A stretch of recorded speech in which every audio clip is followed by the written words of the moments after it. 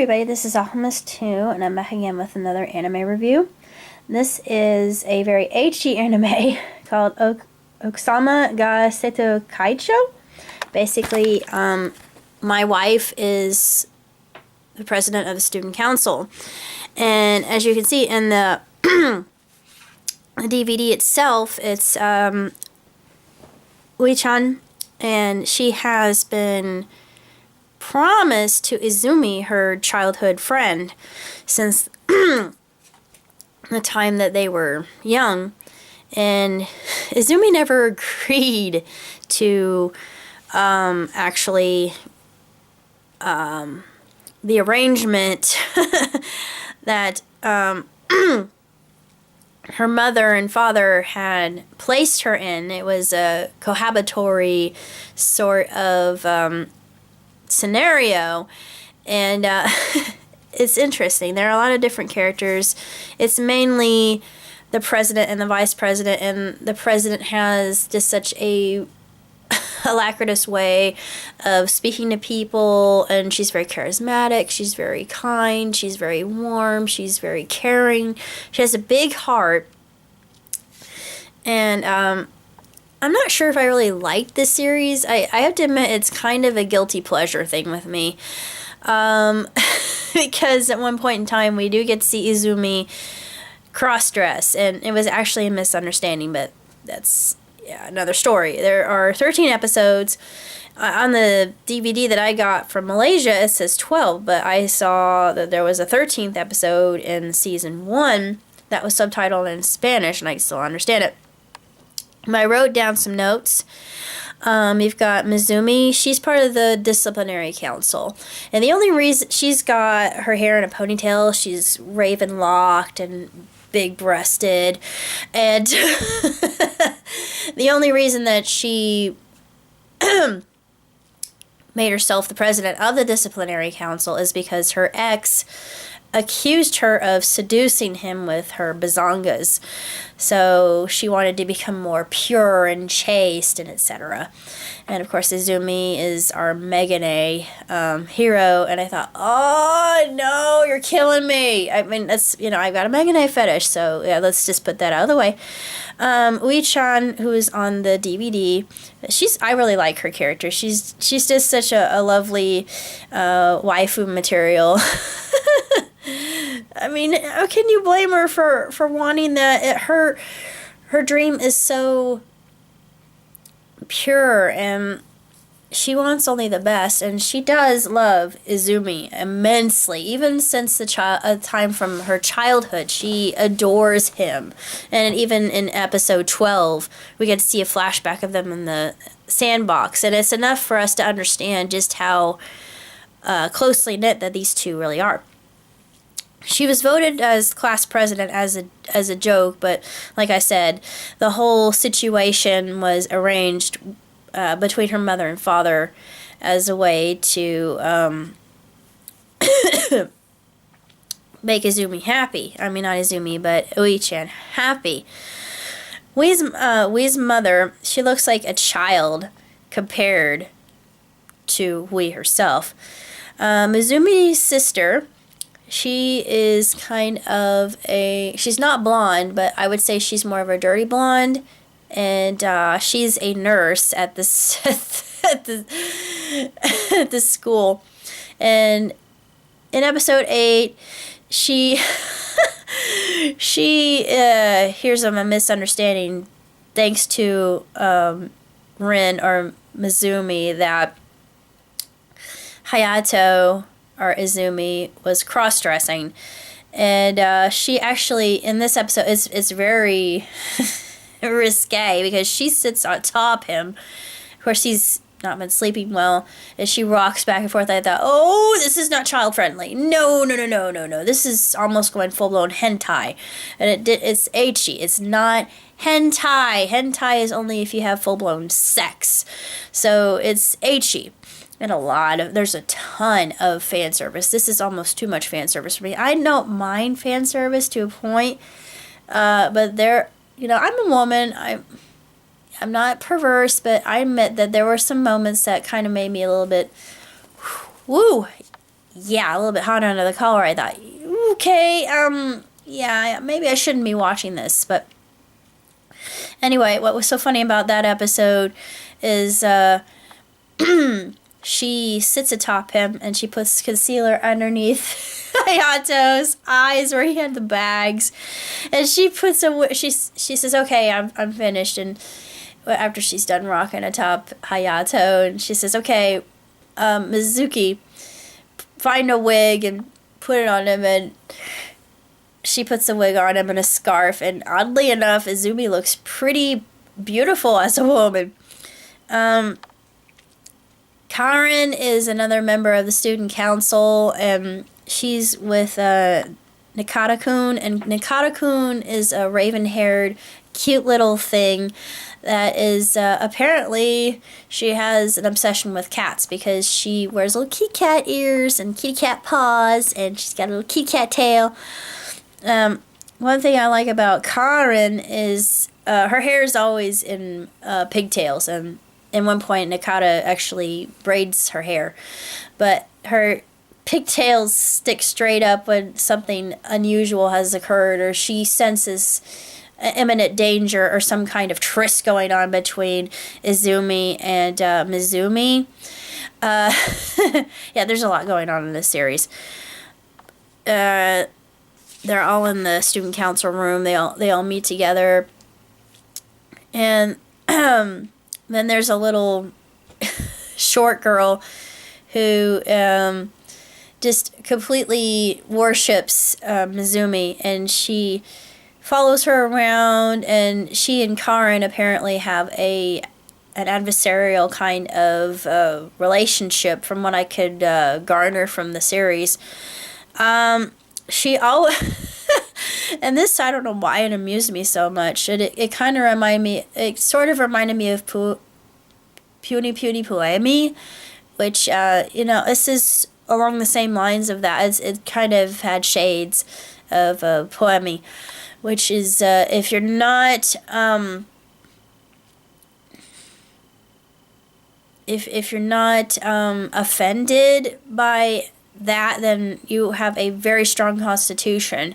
And I actually, it's a spin-off of Excel Saga, which I absolutely love. Excel Saga was Miami Guns. All those other parodies and spoofs of just anime in general. If you like anime and you enjoy things that take themselves less seriously, like Cromartie High, it's in that kind of very unusual, bizarre sort of realm, and it all just pertains to making fun of itself, and this kind of does it in a way as well.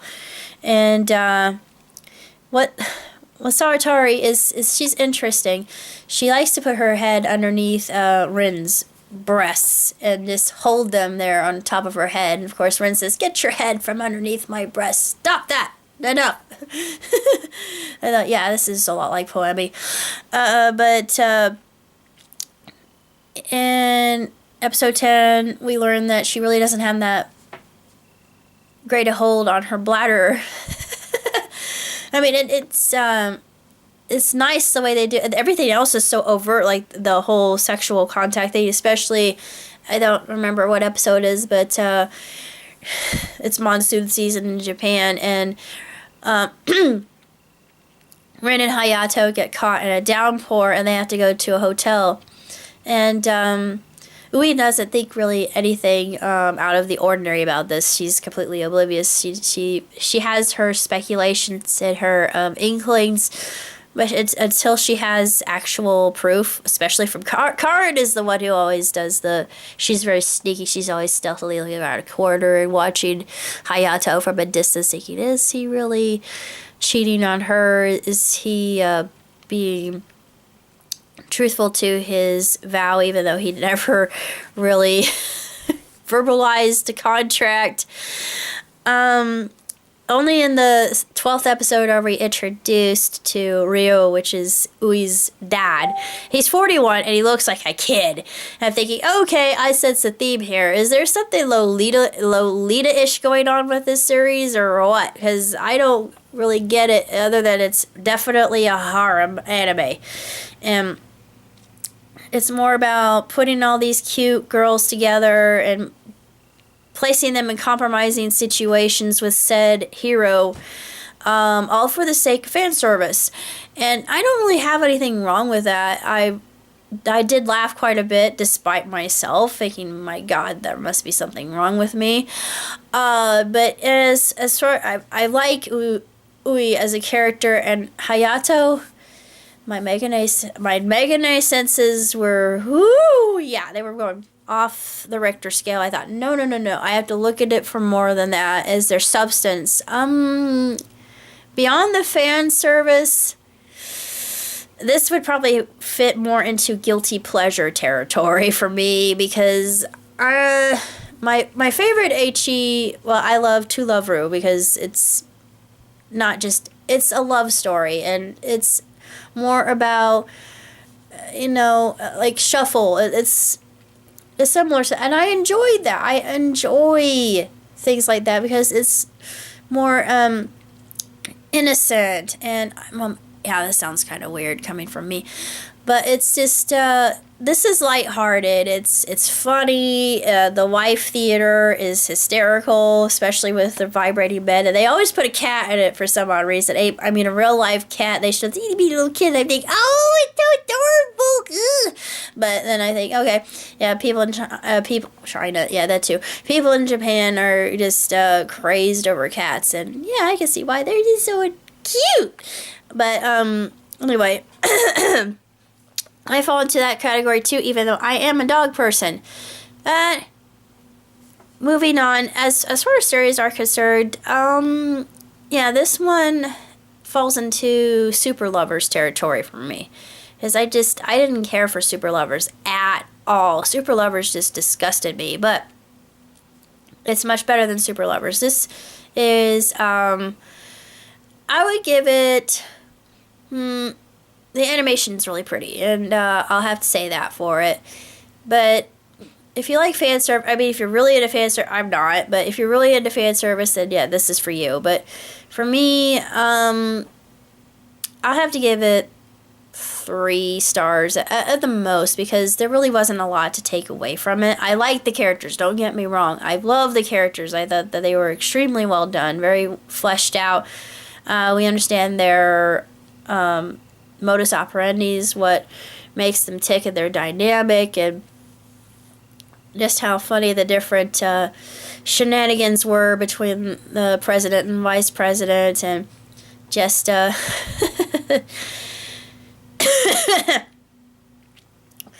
unusual that situation was. But as far as series are concerned, it's not one that gets my highest rank. So as far as really good series, I would say Dagashi would be up there. This Art Club Has a Problem, Spice and Wolf, those are my most recent, which I absolutely love. This has really nothing to take away from it, other than it's, hey, TNA for young horny guys. But I mean, she turned 16 in an episode and she could finally get married, but I thought, okay, yeah, alright, I guess I don't really have any. I used to be along the line of, oh, I'm just so against people cohabitating, but you know what, in this day and age, with this economy, it's really not such a bad idea. If you can find a good living arrangement, why not cohabitate? I have very good friends of mine that they're married. They don't have any children. They had a dog, of course the dog died, but they live a happy life, and I don't hold it against them. I know other people that cohabitated. They didn't have anything wrong. I'm more old-fashioned. I wouldn't, unless it were, a situation where I could really trust that person to say, hey, don't touch me until we get married, and, please don't hate me for holding out on you. But that's just the way I feel. If other people can do it, I don't see anything wrong with it. But I guess it's just cultural. I thought, wow, they get married really young over there. It's no wonder they have this whole old maid. I would be considered an old maid over in Japan. But in Greece, I would be perfectly normal. Anyways, I need to go to Greece. But I give it one thumb. Just because the theme songs are, the ending song is funny. It's very reminiscent of Sonic the Hedgehog. The whole wife theater thing was very akin to what you would see at Kisaki Theater. Yeah, it was that kind of thing. Puppet theater from what we grew up with, Punch and Judy. That's going way back. I mean, that goes back to medieval times. But, yeah, that's pretty much the entertainment that everybody grew up with before the event of television. That's my only takeaway from Okusama. But, that's about all I gotta say about that. So until next time, live long, prosper. Ciao, Tutti.